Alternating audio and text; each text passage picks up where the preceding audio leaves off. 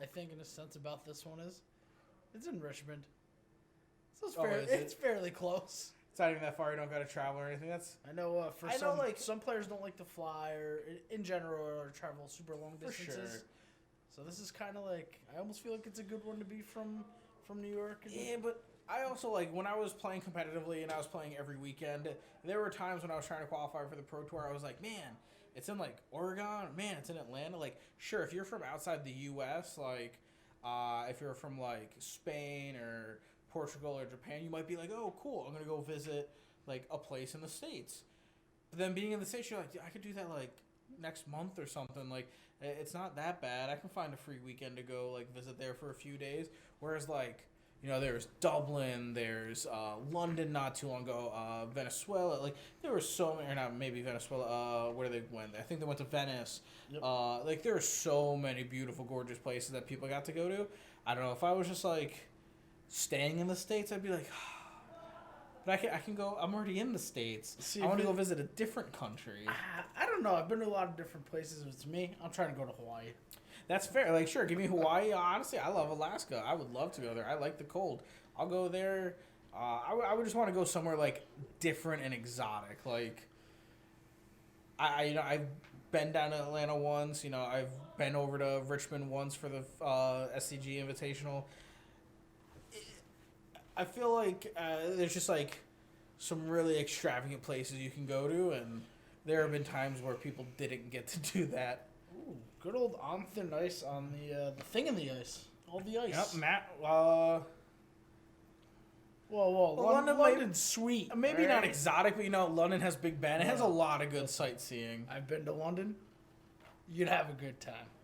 Oh, I'm sure London is great. fun, but there's just, like, a lot of places. Like, I would love to. Like, when I heard Dublin was the next Pro Tour, I definitely played as many, you know, PPTQ, whatever that season was that time, PPTQs, whatever, to try to get on that one. I wanted a free trip to Dublin, my homeland, and, like, have some fun there, but haven't gotten a chance yet. Yeah. From London. That's awesome. That's pretty sweet. But, yeah, like I was going to say right here, like, you know, someone from London, you know, maybe they'd be like, oh, I'd love to go to, like, if there was a Pro Tour in New York City or Las Vegas or, like, any of these other big names, you know, sure, they'd probably love to come do this. So just like how I'm like, I don't want to go to Atlanta for a Pro Tour. I don't want to go to Oregon for a Pro Tour. I've seen these places my whole life. I've never physically been there, but good enough. Well, Dublin, I want to go see that place. I want to go to Australia. Like, all these other, like, maybe not Australia. They got some big bugs there I don't trust. They got some real dangerous ones too. Giant spiders. Yeah, if you don't know what you're doing there, like, I feel like I'd have to have a tour guide the whole time, or I'd have to stay in the building the whole time and just use binoculars looking out. All I got told one time from an Australian guy, don't touch the koala. Yeah, I'm just apparently gonna they're leave it at vicious. that. Don't touch the koala. Apparently they are vicious. I found that out. Interestingly enough, I never would have thought, you know, they're lovable little sleepy guys. No, apparently they are vicious little things. So we're just playing the draw go game. Yep, we're back to what happened against Chris, and he's gonna attempt. He's gonna throw out a Snapcaster, throw an opt out there, replace the Snapcaster with the opt, and just rinse and repeat. Yeah, exactly. So he's doing what he tried to do or what he did against Chris, which was throw out an ambush Viper, get a little extra advantage off of it. And then just start pinging Jeremy down for 2 damage a turn. You know, that can definitely do the trick.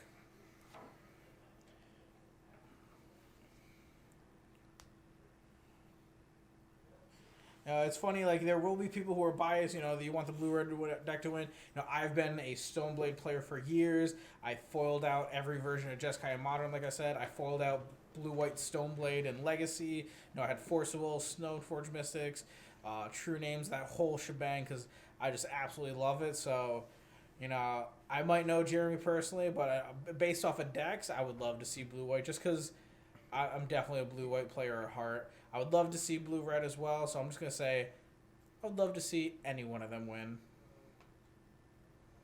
That's fair. He has. I've lent out my decks before. People know my decks. They don't know anymore because they're gone. I definitely feel you. Still I have the think I'm down to time. like 1 or 2 now, and that's it. You know, I put it into, I never said I was going to, but I built the EDH deck finally, had some fun with it, put some fancy foils in it, Now I don't even have time to use that. I just play Arena. You can play at 2 in the morning. Want to know what you can't do at a game store? Play Magic at 2 in the morning because it's closed. True. But I can go play Arena. Yeah. I can go play my fancy Throne of Eldraine cards. I can't wait for that. That's going to be me once that comes out. In Oh, Arena. for sure. That's I definitely got to be doing. After this, I'm going to go home, grind a little more of the Play 2020, try to get myself to that 100 level before it's over. Ooh. Got a little Archmage's Charm action here. Oh, we got another question away from the table. Haven't seen much of Jeremy's hand, so I'm not sure exactly here. He's probably trying to figure out, like... I don't know what he's trying to figure out here. He's definitely not being as aggressive, depending on what's in his hand, as he was earlier. For sure. I think here he's probably trying to figure out, like, a weird rules interaction. But it looked like we were trying to throw out another Snapcaster possibly to get aggressive.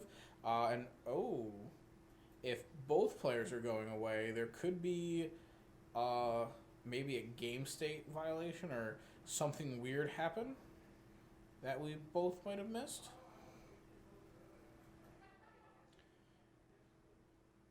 Or, as a viewer pointed out, it could be the Snapcaster Mage is flashing back an Archmage's Charm, which is then how does Spellcaller interact with it. Not 100% sure there. I think it's just like exiled, right?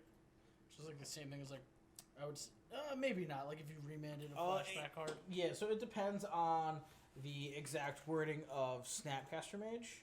Because I believe...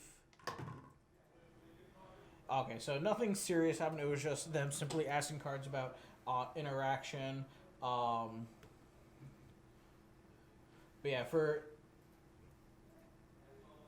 Snapcaster Mage, it simply just says it does gain flashback, which is you cast it, and I believe once it finishes resolving, it goes to exile. So if he Spellquelled it, it would go underneath. I'm trying to remember. It's been quite a while since I've cast a Spellqueller in my heyday. Either way, it's gone. And we have a Spellqueller versus Snapcaster Mage. With both player having lots of lands. Yeah, we just had Jeremy Path another snap away. Yeah, he wants to win this race. So he's like, yeah, I'm gonna take out one of those Snapcasters. Ooh, there's the Logic Knot. I like this. This is gonna be a good one. And even at this point, like Logic Knot can just simply be tapped for tons of mana.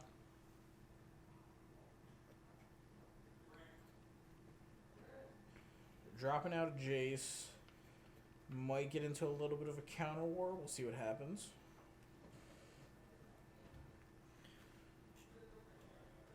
Especially sitting on a... There's another Spellqueller. Ooh. Spellqueller is so sweet. So I wonder if I'm Jeremy and I'm casting Spellquellers. I can't see too well, but like, do I just have Batterskull or Sword in my hand? Like, am I just trying to race that way? Even if you don't have the equipment, I've definitely jammed out Spellquellers to try to race you. Because in like this scenario, if he has the counterspell and he knows like this Spellqueller can land, that 4 damage race is insane. But looks like Jeremy doesn't have the counterspell backup, so the Archmage's Charm is going to take out Spellqueller. Jace will resolve, and then Matt's going to draw 3 cards and put 2 back.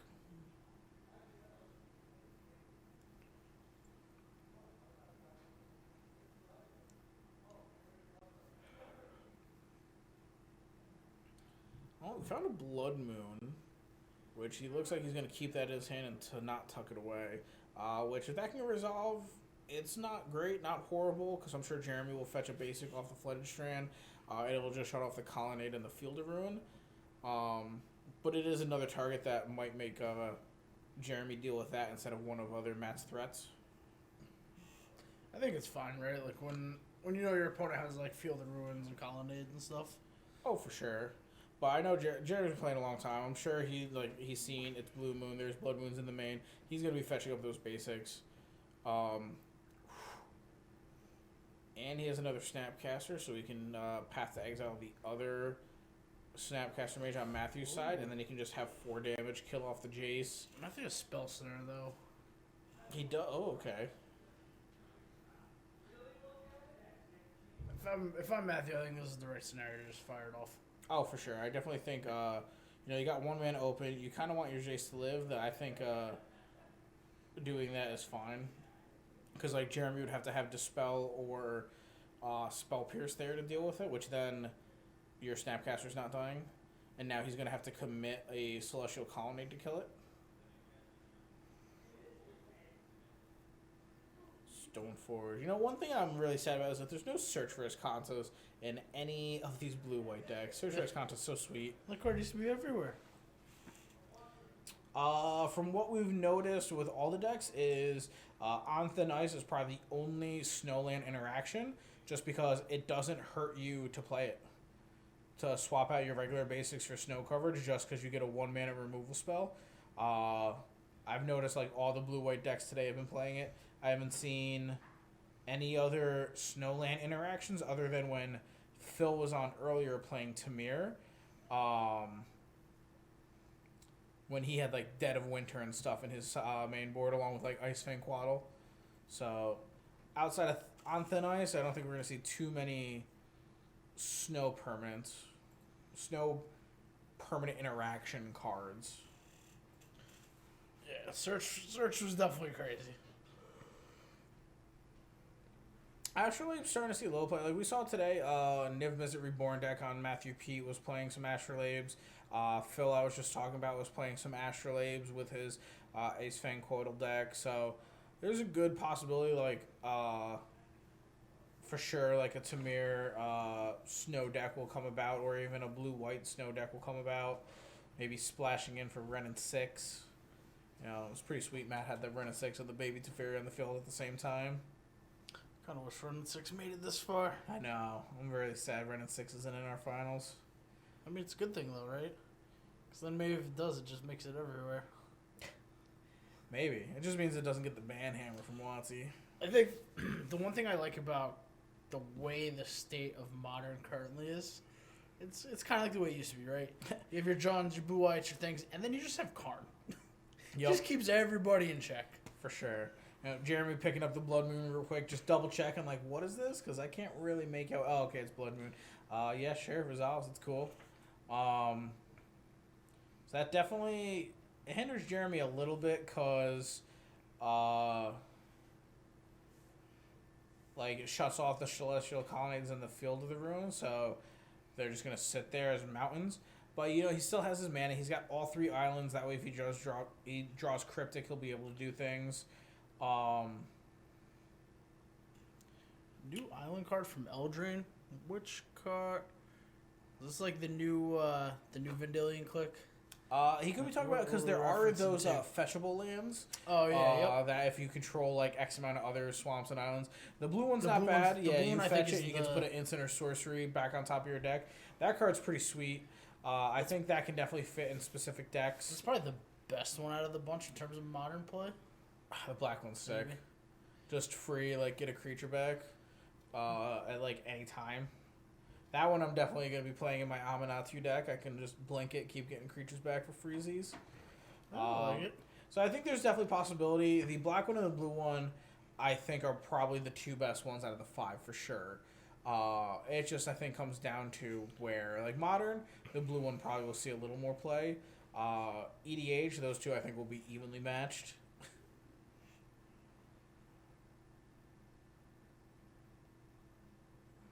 Yeah, I think like Modern's great with that, right? The more playable lands, the better. Oh, for sure.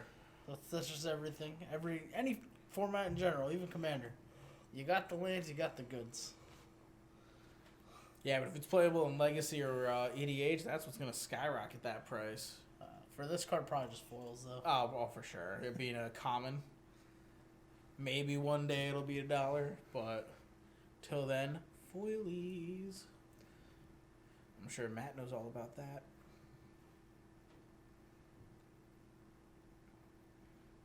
Just good old back and forth here. The way Magic was designed to be played. Land, go, blue spells. That's my kind of Magic. All the blue. I enjoy. Look at all those Jace the Mind Sculptors. So pretty and fluffy. Oh. There it is. Here comes the Logic Knot. I'm assuming it's obviously going to be for 4. Matt's just trying to decide, how do I want to do said 4? Do I want to get rid of all the cards in my graveyard? Do I want to tap any mana with it? You just get rid of any lands you have in your graveyard, right?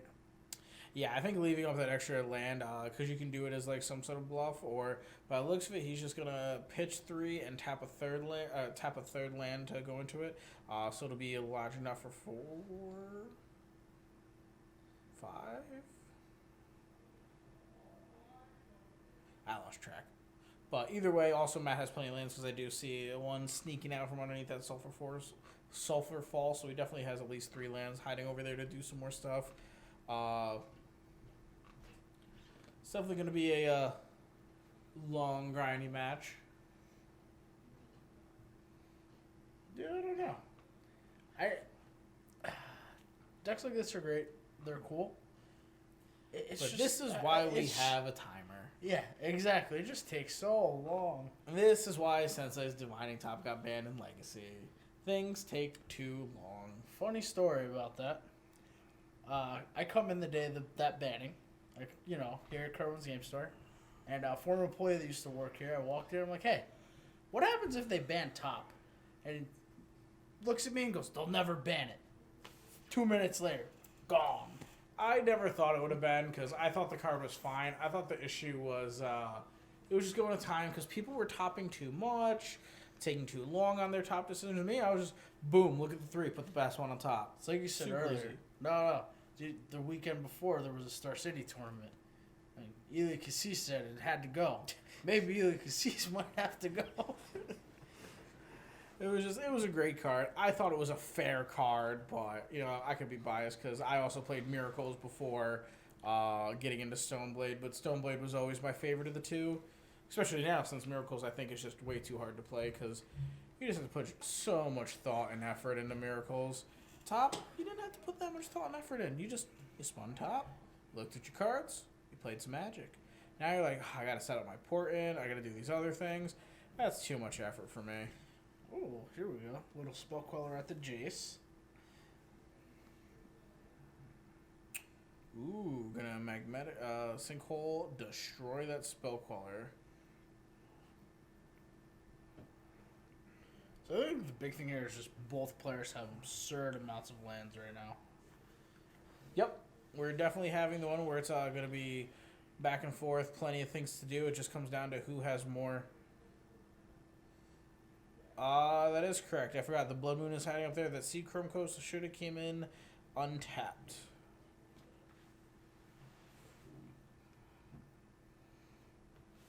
Thanks for the catch. I think it's just still weird. Like, I know I've been to tournaments, and whether it's newer players, even players that have been playing for a long time, still have kind of forgotten how when they changed the ruling for Blood Moon. They've also changed it multiple times, which is the annoying part. Right. Yeah, Delve. But yeah, with the Magus of the Moon being reprinted in Iconic, them getting to change the rulings, and now it's just like, because I think it just brought up the question so many times, because it used to be Blood Moon could trigger for shock lands, but you couldn't trigger scry lands because it was the whole as it enters, when it enters, so it never triggered it. Whereas now they were just like, well, let's just make it so it just always does what we want, which is they're affected by the time they're in the battlefield. Oh, a little too fair. So if I'm Matthew here, like, oh.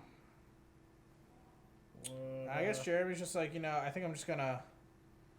Just go straight to the sideboard? Yeah, I'm just going to go to the sideboard. This game one is taking too long. It's not going my way. My Teferi not resolving. My Stoneforge didn't resolve. Just going to go ahead. Let's go to the next game. Yeah, I think the biggest thing is if I'm both Matt and Jeremy, I'm just trying to, like, land go, do the thing.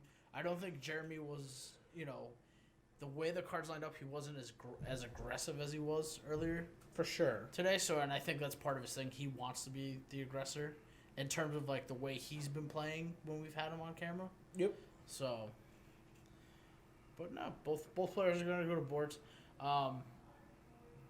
Just like our last round feature match, Jeremy has a very, very, very similar sideboard to Jeff's. So, typical, you have like the 4 ley lines, 2 Stony Silence, 1 Teferi Time Raveler, 1 Timely Reinforcements, 1 Force of Negation, 2 Disdainful Strokes, a Celestial Purge, 2 Ashiok Dreamrender, and 1 Cataclysmic Gearhulk. Yeah, and obviously we know on Matt's side, he's probably going to stick with the same 5. The 2 Kuranos. Crackling Drake, Dispel, Kuranos, and I don't remember the 5th one, but I know he took 5 out. Jeremy, definitely going to be some switching around. Nice part is he's not going to have to do that much thinking because he planned out with his little sideboard guide there. So he doesn't have to, put as much thought and effort like Matt might have to. But, with Matt doing this match 3 times in a row now, he could probably blindfolded sideboard his cards the way he wants. So we'll see how this goes. See if Jeremy can pull it out. We'll go to a game 3. If not, Matthew is just 1 game away from being on the Mythic Championship. It just doesn't sound as well. I'm going to keep calling it the Pro Tour. I'm calling it the Pro Tour, Watsy. I mean, It rolls off the tongue better. you're not wrong. And that's the thing, old time players like yourself over here. For sure. That's just what it's Well, always just because been. I'm 27 now doesn't mean you have to call me old time. Well, player. listen, I'm older than you, but you've been playing longer than I have. Fair. You got me there. When did you start? I played a little bit as a kid. Okay. Because I had a couple older friends who showed me the game. I went to camp.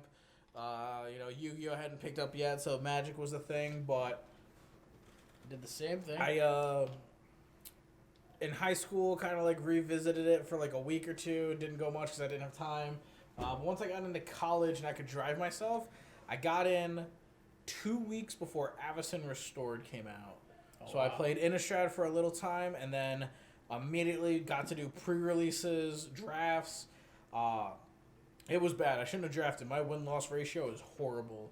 All because of drafting in the beginning. I didn't know what I was doing. I was horrible. I went 0-3, 0-4, 0-3, 0-4. I don't think I got my first win in draft for a couple months. Man. Yeah, I played a good time. I had a great time because someone passed me 2 Caverner Souls in 1 draft. That's pretty sweet. He opened it up pack 1, sent it my way. Opened it up pack 3, sent it my way. I was like, wow, this was the best draft ever. I'm going to go 0-3, but I just got, at the time, like free $60. I like that. Oh, for sure. I was definitely happy with it. But ever since then, just playing a bunch, learning it out, figuring it out, and now I run Flipside. And Yeah. you're here. I am here. And now we play no Magic. I mean, Except Arena. I try to. Like I said earlier in the stream, like I'm going to Philly for Team Constructed for There you go. Star City Open, and it's like every once in a while I'll travel for an event if it's within like the 4-hour cusp. For But sure. Weeklies, I'm just like, eh. Like when War of the Spark first came out, I played a ton of Standard. You and I played each other when we do our Gamers Helping Gamers tournament. Yep. I played Mono Red, Mono White, and Mono Blue. And then towards the end of the Standard format, just kind of And I'll probably do the same thing. Once Throne comes out, I'll play a lot, and then I'll just kind of peter off at some point. Yeah, I definitely understand. That's why, like I said, I'll keep free plugging Arena for Watsy at some point. Maybe I'll get a sponsorship. I doubt it. But that's why I love Arena. I can play it anytime. It's real easy to get the cards. Like, I have pretty much the entirety of all of it, so I just play way too much, and I don't buy any real-life Magic cards, so I'll just, like, throw $50, $100 each set, and you just, like, boom, you just have it all. Yeah. Whereas in real life, you can't do that. You can't go spend $100 and pretty much have the entirety of the brand new set that comes out. You'll have 36 packs worth. There's a reason why I work at a game store. Fair enough. So, Jeremy and Matthew are going off here. Same thing, lane go. Yep, but we're gonna jam a Stoneforge here because probably Jeremy has a Dispel or something to try to fight, but maybe not. He might also just have another Stoneforge Mystic that he can just untap, jam a Stoneforge Mystic again. I think, like, if If I'm Jeremy here, I'm feeling good. Fairy. I'm feeling good, right? You have Teferi. You also have counter spells in your hand from Jeremy. I don't know. Like, if I'm Jeremy, I'd be like, man, everything I'm trying to do, because he has the force negation, but it's not helping him out on his turn. And Jeremy's definitely just trying to land a permanent and do some things. But Matthew's like, nah, not in my house. See, that's the whole thing. Like, force negation is great on your opponent's turn. It's great, but like, I don't know. Remand just kind of disappeared. Some other kind of spells that used to get played just kind of disappeared. Yep. I feel like I'd rather just have those, especially if I can use it at any time at instant speed without a drawback. For sure, but definitely in the situation like Jeremy was just in, at least he still got to like tap out to try to force something like Stoneforge Mystic or Teferi, because if anything happens, boom, he still has a force negation on Matt, or he still has a counterspell on Matt's turn, which is what the big deal for force negation was, is the fact that these control decks can now just like jam a threat and do something, which is the whole point of a Forcible in Legacy. Like, I can jam out my True Name, jam out my Stoneforge, and still have a free counterspell. Luckily, Daze isn't in the format, or else we would just literally have Legacy 2.0. Bring back Mental Misstep. Yeah, unban Mental Misstep. Might as well just unban. Just give crap, me what's the Red Blazing Shoal. Yeah, that's it. Yeah, give me the Red Blazing Shoal. Just turn 2, kill your opponent with Infect. Give me a reason to have Reaper King in my deck. I'd love that. What's the worst that could happen? Yeah, a lot of people thought Daze was going to be in this first one. I think, Force Negation is like the closest you can get to a free counterspell that I think is fair in Modern. I think if you got to Daze, that would have just been too much, because Daze just is so good in Legacy that I think right there, if you got to jam your Stoneforge and then you have your Daze behind it, Force Negation, you don't have that, because you can only have it on their turn for free. So having just an overall free counterspell that doesn't have a drawback like Pact of Negation that says you can lose the game, then it's just not fair. What do you think about Stifle? I think Stifle would be fair. Could come in. Like, obviously that just means like Matt's deck over here probably goes from Blue Moon to Blue Delver, and we just probably have Legacy Delver in Standard with like Monastery Mentors. What is that 2-drop guy with prowess? Can't remember. Stormcast Eternal or something like that. Yeah, yep. The red blue like prowess guy, Delvers, and then just counterspells, stifles, all that good stuff. Yep. I think Stifle would be fine. I don't think it'd be horrible, but I could also just be dead wrong. Yeah, but with Scale Up, like we saw earlier, someone went Scale Up, Might of Old Crosa win. With Blazing Shoal, I feel like it's just easier. Storm Chaser Mage, that sounds real close. It's from Oath of the Gatewatch. Yeah, because I know for a while I was playing Red Blue Delver and Legacy. I got frustrated with it, so I stopped playing it. And it's gotten a little better now, but nah, it's gone. I couldn't anymore. It disappointed me too many times. Uh-oh, got some tapping of the mana. I'm assuming a Cryptic. Oh, no, there's a Desolate Lighthouse mixed in. Wow, for the first time in 3 matches, we got to see Matthew finally use his Desolate Lighthouse. It wasn't Field of Ruin. It wasn't Blood Moon. Nothing. Yep. It finally got to get used. So Donut, to answer your question or your comment, back in the times of Blazing Shoal, the good old Reaper King Progenitus. Yeah, that's all you needed. Big boom, giant creature. Done. I really wish I played it back then. I would have loved every minute of it. Oh, for sure, especially now with the new Mulligan rule. Oh.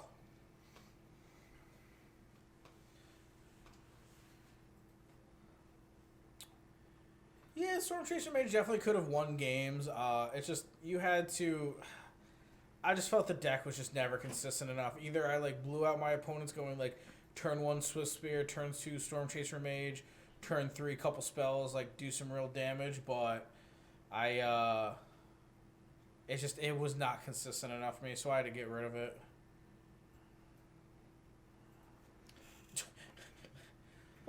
King is known for some other things in the EDH world. It's known for being the Reaper King. I used to have that deck, and it was not fun because I was always the first person politicked out of the game. Yeah, I know. It's just so unnecessary. Like, I'll play a fair deck. Like, I'm playing Morphon. Everyone's like, oh, he's got to go. He's probably playing Slivers. No, I'm playing 5-color bears. And I'm not even playing any combo. I was like, bear. Here's another bear. Here's some more bears. I'm the least threatening one there. And they're just like, it's Morphon. It's got to be. I did that. I had Oh, so we're going to be going to a game 3, it looks like. Matt tried to Cryptic there to save himself to get there, but Jeremy had the counterspell, said, nope, not today, not today. And now we are going to go to a game 3. Now, not only Matt, but also Jeremy are both a game away from the Pro Tour. I mean, I definitely wish both of them the best of luck. Oh, for sure. Like, so far, like, we've been seeing both games, not just game 1, but game 2, have been, like, pure magic, back and forth. You know, the first 2 or 3 turns might be land go, but they're, like, playing some real interactive magic, some real intricate magic, that is just, it's good. Yeah, I think regardless, like, if I'm in either one of their positions, if, I take the loss to my opponent, I think they both they look like they're having a great time. Oh, yeah, definitely. So, I mean, overall, I think it's, probably a solid win-win anyways. Yep. One gets the invite, one doesn't, but both are going to walk away with some cash. Oh, so, for sure. Yeah, each a trophy. We got a nice first place trophy and a nice second place trophy. And we're not going to be here till 1 in the morning. That is the nice part. We won't be here till midnight or 1 in the morning. We got one more match and day is done. Or one more game, not even a full match. One game. But also commenting on Donut, it actually makes a pretty big difference because if you can Blazing Shoal, you no longer need to tap out to pump up your guys. You can now leave up your Defense Grid, you can leave up your Apostle's Blessing, anything that allows your creature to now stay alive. Whereas if you're tapping out with like Might of Volcarosa and Scale Up, you're dead to Path to Exile, you're dead to a couple other things. Whereas Blazing Shoal, boom, your mana is untapped. Yeah, I know. Like, I went to an IQ a couple weeks ago, and myself and one of my good friends were both playing Infect, and we played against some newer players, and they were just like, "Oh, you have that scary deck that can just do the thing out of nowhere." Yeah, for sure. Spreading Sea against blue-white. They used to play it like when it was control. So I don't know if it's good against it. Spreading Seas, I don't think. Like, Blood Moon is fine because you're going to hit many cards. Like, Spreading Sea against blue-white, like, you're really probably just taking them off a Colonnade, which if you're playing blue, that probably means you have, like, red or black or white to just kill the Colonnade, which I think is better. Spreading Seas just seems meh against a blue-white control deck. Or even just a blue deck that's like Matthew over here or Jeremy, because it's just like, did it even affect them? Like Tron, yeah, that can be pretty huge to affect them. Manlands and Jund, pretty big. For against blue-white, it doesn't seem that phenomenal. I know I've definitely played decks with Spreading Seas in the main, and I've gone up against the mirror match, and I'm like, well, I found 4 easy sideboard cards. Take these out, put some other stuff in, boom, let's do some stuff. Yeah, I don't think... I mean, what's the only benefit? You just draw a card. Yeah, 2 mana, you draw a card, and, like, if you're lucky, you turn a blue-white land into just a blue land.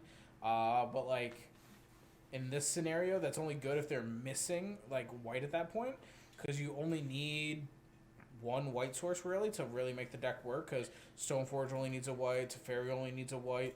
It's the blues that you actually need multiples of, which is where Blood Moon is good, because it's taking you off of those colors. It's taking away not only your white, but also the blue, which is like why we saw Jeremy fetching islands over both islands and plains, because he needed 3 islands for Cryptic Command if that Blood Moon ever resolved, which is usually why islands always have more numbers in a deck list than plains, because you have a triple blue spell.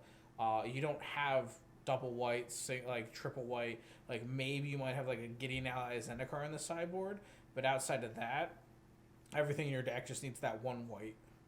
So taking them off like that is only good if they don't have any other white sources. Like right here, if Matt untapped Spreading Seas the Colonnade, I feel it would only be really good if Jeremy had 0 white sources for the next couple game or next turns. But boom, we see a Flooded Strand. It's really hard to take decks off of double colors with just a Spreading Seas. You usually need a little more effort than just that. Like a Blood Moon. That affects a lot of stuff. Let's see. Whereas, like, against Tron, that one land makes a difference. Oh, boy, oh, boy. Little draw go, play the lands, pass the turns. Jeremy's going to fetch. Probably just gets basic island. I'd imagine he's going to basic. It really depends on what the rest of his hand is shaping up to be. He gets planes. Stoneforge? Snap. Ooh, Ambush Viper. Ambush Viper. That's what I'm talking about. We're getting aggressive up in here. Up in here. Up in here. Ping it for 2. Oh. Just to target our opt. Whew. We're trading Ambush Vipers here. It's the kind of magic I like.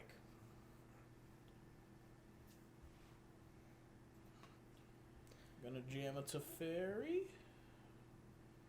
Maybe? Ooh, we are. I'm definitely opting right now. He might. If he has something like randomly, like, I don't remember seeing a Spell Pierce in his sideboard anywhere, but, could just have a Spell Pierce, but definitely, like, if Matthew doesn't have a 1-mana counterspell here, casting the Opt to try to find one, is a good one. If not, then you actually just have to cast it so you don't lose your Opt, or lose your chance to use it. Yeah, old border foils are sweet. I try to pick up random cool looking ones from time to time. They definitely are nice. Like, old school basics are sweet. Like, I do like the mountain that's in Matt's deck. I just don't like that the rest of his deck is Zendikar basics. The Opt is sweet. Old school Absorb over the new one in Standard is real nice. They're awesome. They definitely, it's just that different border. It's got the old school vintage feel. It's dope. There are still some nice ones that I like more just because of the artworks.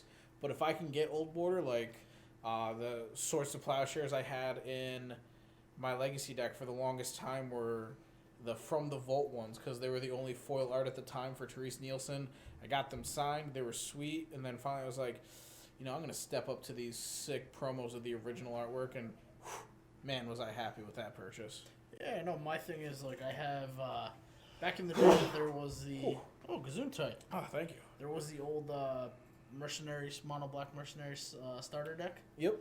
And, my new thing is I'm trying to get all those Mercenaries from that deck foiled. Got quite the extensive, just the nostalgia factor.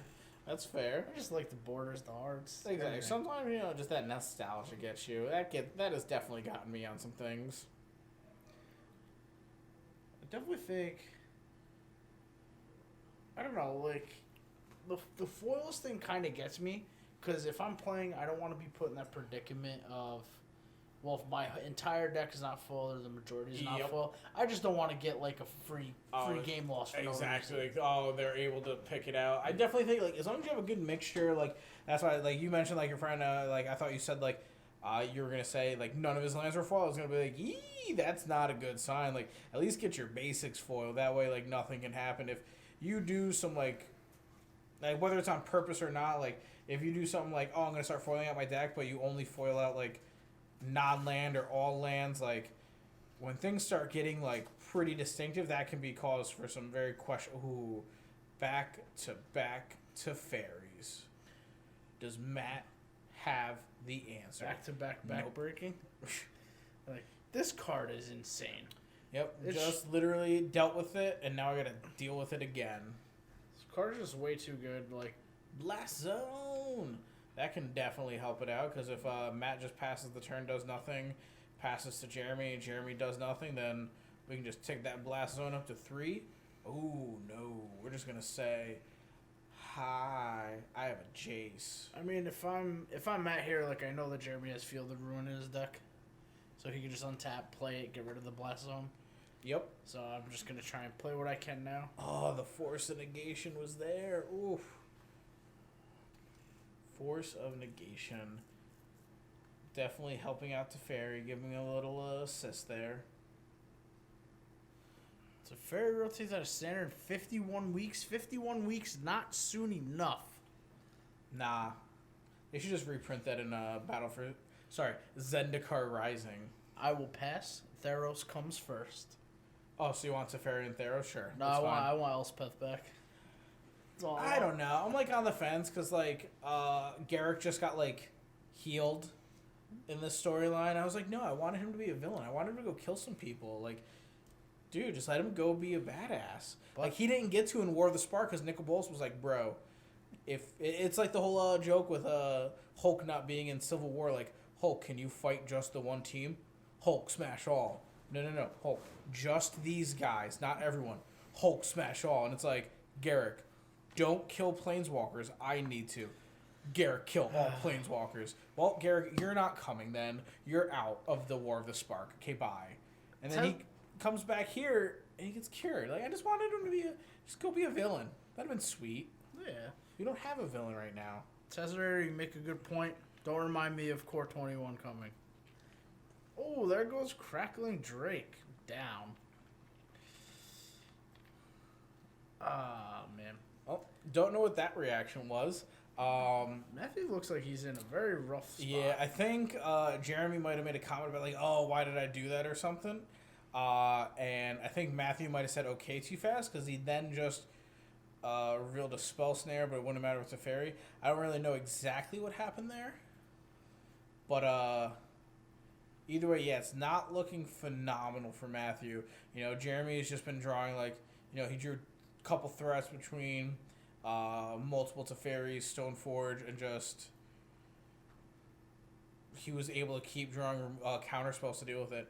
I would definitely say, after watching it twice already, I think Blue Moon should win because we've watched him beat Blue White twice. I think just game 2, he came up short, wasn't able to get there. And then this one, just Jeremy drawing all these counter spells to deal with whatever Matt's trying to do. Ooh, Coronos. Does it resolve? Jeremy have an answer. Oh, we're tapping lands. Oh. Snapcaster.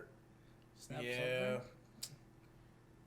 Well, so I think the thing is, like, whether we're or not not activating Stoneforge, yeah. but that's still, like, right there yet again. Like, Jeremy's just had an answer this entire game. That's doing real good for him, and I think, you know, it's looking great for him. Well, I think that's the thing, right? Whether or not,